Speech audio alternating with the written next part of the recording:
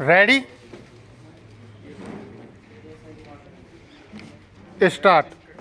माननीय उपसभाध्यक्ष महोदया, ऐसा लगता है कि यह बिल सारी संपत्ति की रक्षा के लिए आवश्यक है। मैं समझता हूँ इसमें दो राय नहीं हो सकती कि इस सारी संपत्ति की समुचित रक्षा करने की व्यवस्था की जाए, लेकिन इस सरकार का जो व्यवहार है और जिस प्रकार का आचरण है और जिस तरह से सरकार ने पहले राष्ट्रीय सुरक्षा अधिनियम और उसके बाद आवश्यक सेवा अधिनियम लाकर उसका दुरुपयोग किया है, इस सारे आचरण को मद्देनजर रखते हुए इस बिल का अधिकार जो सुरक्षा बल को दिया गया है वह उचित नहीं मालूम पड़ता।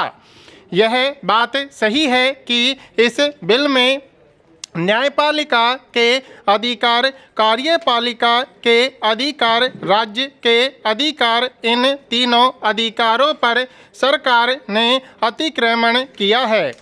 जिस तरह के प्रावधान इस विधेयक में किए गए हैं, इन प्रावधानों से यह शंका खड़ी होना स्वाभाविक है कि इनका दुरुपयोग सार्वजनिक संपत्ति के नाम पर मजदूरों को दबाने के लिए और उनकी जायज़ आवाज़ को किसी भी तरह से दबाने के लिए किया जाएगा। इसमें कोई दो राय नहीं है कि जिस प्रकार से अब तक इस प्रकार के प्रावधानों का दुरुपयोग किया गया है उसी प्रकार से इसका भी किया जाएगा। इस तरह से ब्लैक अधिकार लेने का मतलब साफ है, इसके कारण मुश्किलें पैदा होंगी। साथ ही आप ही केवल सार्वजनिक संपत्ति नहीं चला रहे हैं, जो प्राइवेट सेक्टर के लोग हैं वे भी करोड़ों की संपत्ति पर अपना काम चला रहे हैं। उनकी सुरक्षा कौन करेगा? कल को क्या प्राइवेट सेक्टर के लोग भी यही मांग नहीं करेंगे कि उनको भी इसी प्रकार के अधिकार दिए जाएं? उस वक्त आपके लिए उनकी मांग को मानने से इनकार करना कठिन हो जाएगा। मैं समझता हूँ कि इस सब का एक विशेष प्रभाव होगा। महोदया, आप जानती हैं कि संपत्ति की रक्षा ईमानदारी से होती है, कर्तव्य पालन की भावना से होती है और निष्ठा से होती है। स्पष्ट है कि इन अधिकारों का दुरुपयोग मजदूरों को दबाने के लिए होगा, उनकी वाजिब मांगों को दबाने के लिए इसका दुरुपयोग किया जाएगा, उनको इसके अंतर्गत गिरफ्तार किया जाएगा, उनको सज़ा दी जाएगी। इस प्रकार से भयानक रूप से नेशनल सिक्योरिटी एक्ट का दुरुपयोग होगा। अगर आपने अब तक आवश्यक सेवा अधिनियम का दुरुपयोग नहीं किया होता तो हम मान लेते कि एक एक्ट का भी दुरुपयोग नहीं होगा, लेकिन हमारे सामने अनेक उदाहरण हैं। आप यहाँ पर जो भी कानून लाते हैं उनको असमान्य बताते हैं, बहुत पवित्र बताते हैं और यह भी कहते हैं कि हम इन कानूनों को ईमानदारी से ला रहे हैं, लेकिन उनके पीछे जो भावना रहती है वह बहुत गंदी रहती है।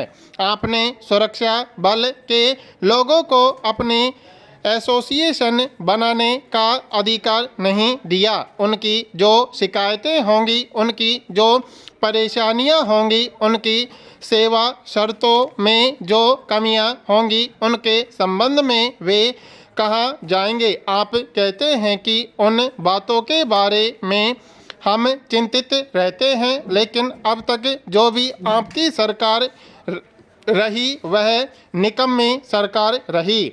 हमारे एक मित्र ने तो यह तक कहा, महोदय, हमारे एक मित्र ने कहा है कि संपत्ति की रक्षा करना राज्य सरकार का कर्तव्य नहीं है।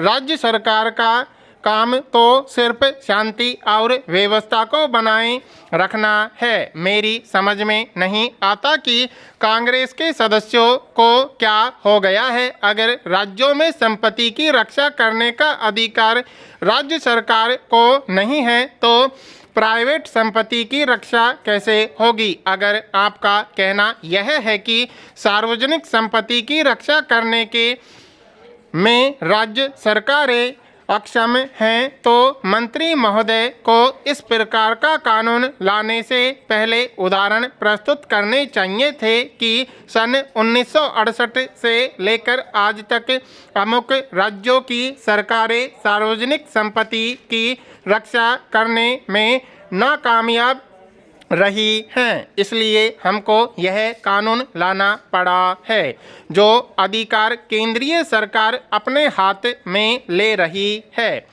अंततोगत्वा उन अधिकारों का उपयोग सुरक्षा बल और कमांडर करेंगे। मैं पूछना चाहता हूं कि क्या यह न्यायपालिका के अधिकारों और पुलिस के अधिकारों पर अतिक्रमण नहीं है। क्या इसके कारण जिन राज्यों में विरोधी पक्ष की सरकारें हैं उनमें और केंद्र सरकार में संघर्ष होने की संभावना नहीं है। अगर आप वास्तव में सार्वजनिक संपत्ति की रक्षा करना चाहते हैं तो आपको सार्वजनिक उद्योगों में जो दुर्व्यवस्था है उसमें आप मजदूरों को भागीदार बनाते हैं। अगर मजदूरों को प्रबंध में भागीदार बनाया जाता है तो संपत्ति की रक्षा स्वयं हो जाती है। किसी प्रकार से भी मजदूर संपत्ति को नष्ट नहीं करेंगे, लेकिन अभी स्थिति यह है कि मजदूरों पर आपको विश्वास नहीं है। समझ में नहीं आता कि आपकी सरकार अपने आप को समाजवादी सरकार बताती है, सोशलिज्म के सिद्धांतों पर चलने वाली सरकार बताती है और आपको अपने ही देश में रहने वाले मजदूर वर्ग पर विश्वास नहीं है। यह इस बात को साबित करता है कि आप स्वयं सक्षम नहीं हैं। मजदूरों के हितों की रक्षा करने के लिए आपके मन में इच्छा नहीं है, अन्यथा एक प्रजातांत्रिक सरकार के नाते आपका यह प्रयास होना चाहिए था कि हिंदुस्तान में मजदूरों में संबद्धता बढ़े, उनकी यूनियनें फले फूले ताकि आगे चलकर नक्सलाइट वर्ग वहां पैदा न हो, तोड़फोड़ करने वाला वर्ग वहां पैदा न हो। उनसे बचने के लिए जरूरी है कि संघर्षबद्धता हो, वे कानून और कायदे से अपनी लड़ाई लड़े, कानून और कायदे से हड़ताल पर जाएं, कायदे से नोटिस दें और बातचीत करें। लेकिन इन सारी व्यवस्थाओं पर आपको विश्वास नहीं है, इसलिए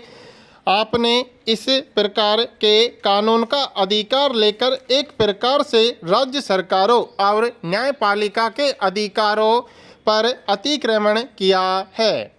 मान्यवर, हमारे माननीय कांग्रेस पार्टी के सदस्य ने जवाब देते हुए वॉच एंड वार्ड शब्द का प्रयोग किया और उन्होंने कहा कि केवल मूक दर्शक नहीं रह सकता है। मैं समझता हूं कि कायदे से अगर कहीं पर अपराध होता है तो किसी भी आदमी को मूक दर्शक नहीं रहना चाहिए। हर व्यक्ति को साधारणतया इस देश में गिरफ्तार करने का अधिकार है। उसके सामने अगर कोई चोरी करे तो उसे पकड़कर सौंपे।